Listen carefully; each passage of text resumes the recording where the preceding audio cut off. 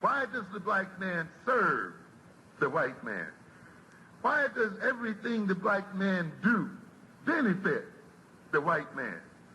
Why does the black man say freedom is doing what I want to do?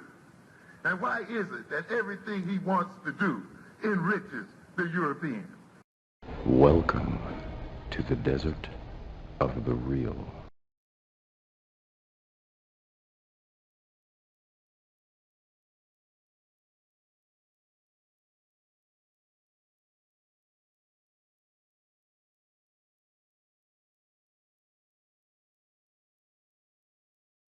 Can I ask a question just to follow up on that? I'm all ears, bro. Is it easier to establish these institutions when you have an actual government, or do we expect to establish these institutions by osmosis? You give a bunch of people some money and then organically it just turns into a black institution? Like, which would be a better way to get the institutions that we want? If we were organized or if we were disorganized? Well, obviously, the answer is organized, but I will say this.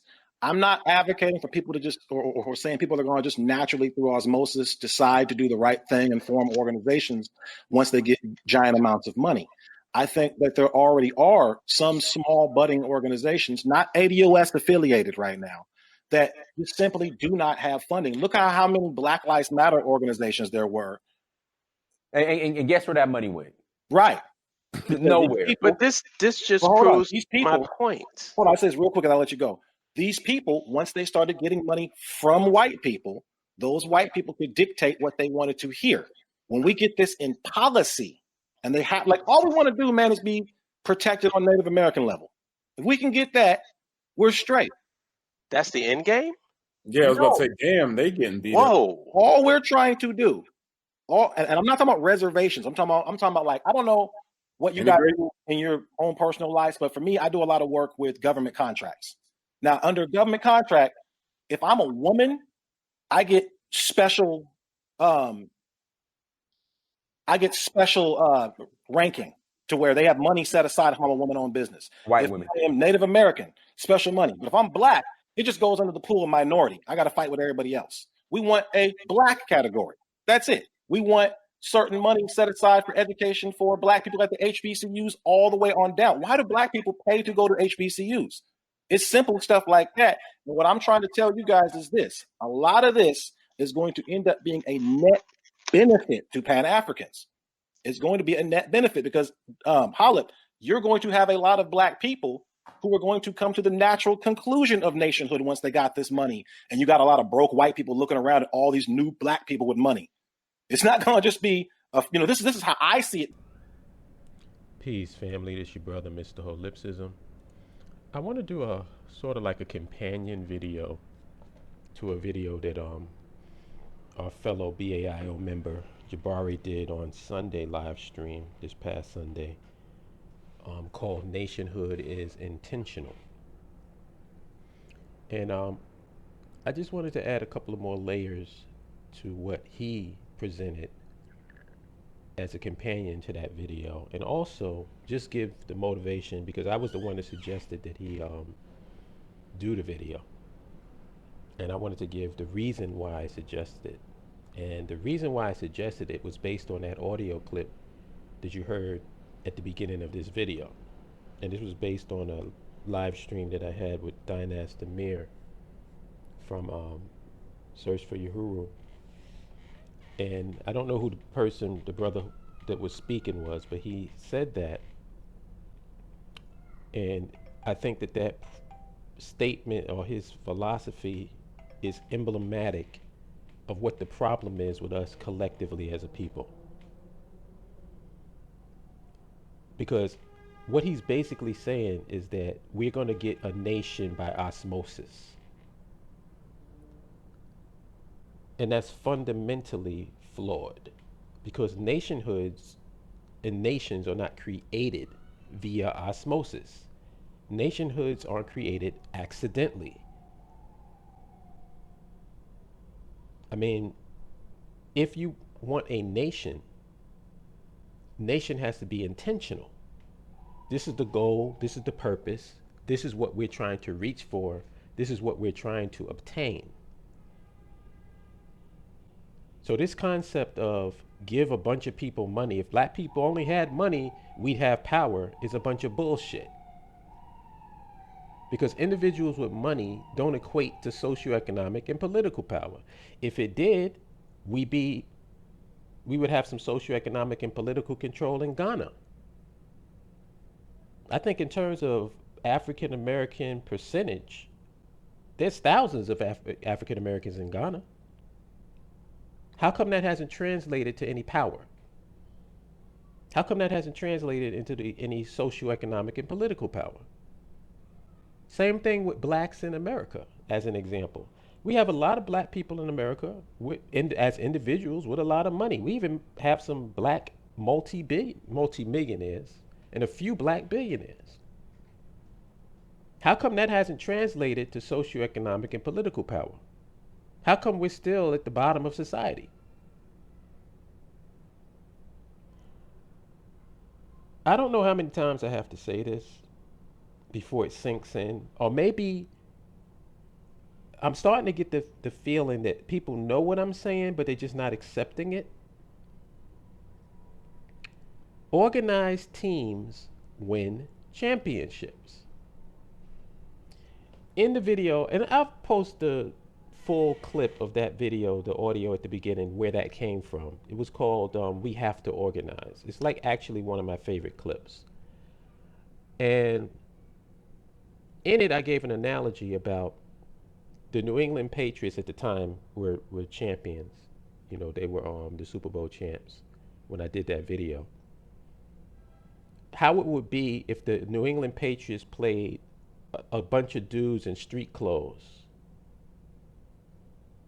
who just love the game of football.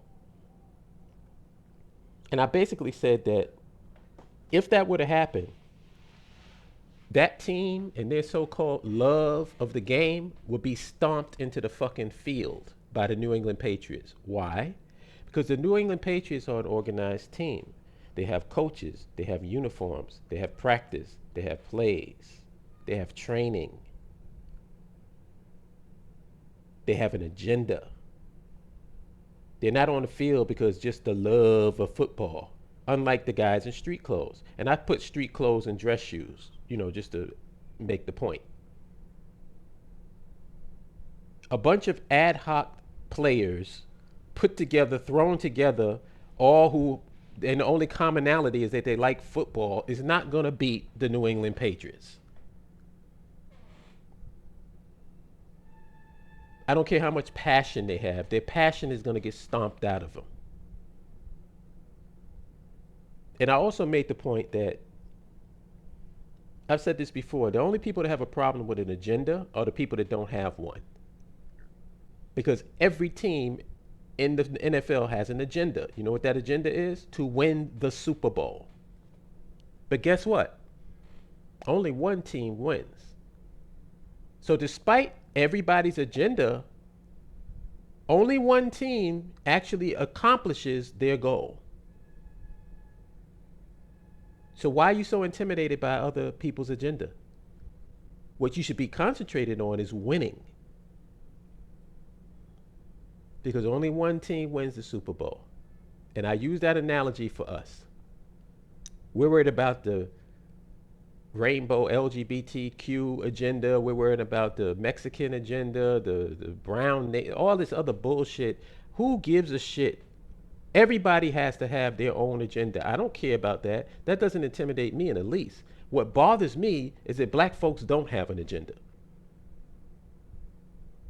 We got this ad hoc here and there, matter-of-factly way of looking at the world. Like everything is just going to fall into place. It's that magical fucking religious thinking. Everything's going to fall into place just organically. No. I'm here to tell you that's not how it's going to work. Either you want this thing or you don't want it. And I'm not even talking about all black people. I'm talking about the black people who claim to be about this black consciousness, claim to be about this black cultural consciousness and empowerment and all this black power shit. I'm talking about you. Because nobody else is thinking about this. People is in America living life dealing with reality as reality faces them.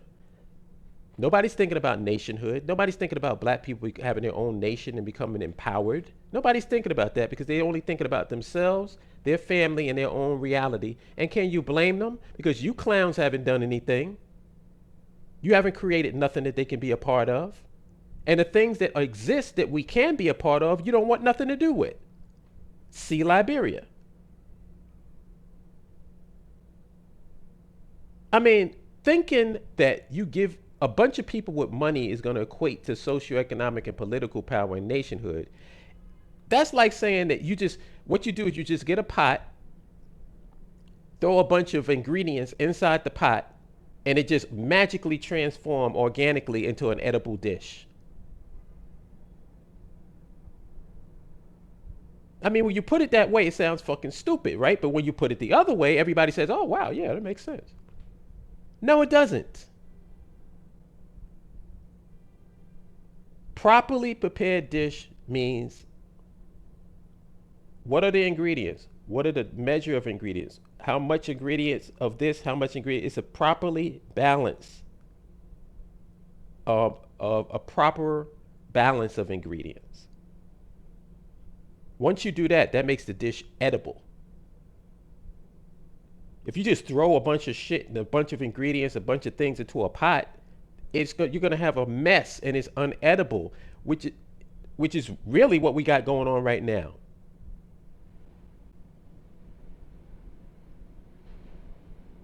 So, this ain't going to be long because the conclusion is this. If we're going to have a socioeconomic and political control over the context of our collective reality, a base of operations, and make Liberia great again, we have to collectively want it. It will not happen by osmosis. It will not happen by accident. Nationhood has to be intentional. Black people have to want socioeconomic and political power and control over the context of their environment. Or you want somebody else to have it. So it's time as collective, well, when I say collectively, I'm not talking about all black people. I'm talking about the black people that's actually involved in this conversation.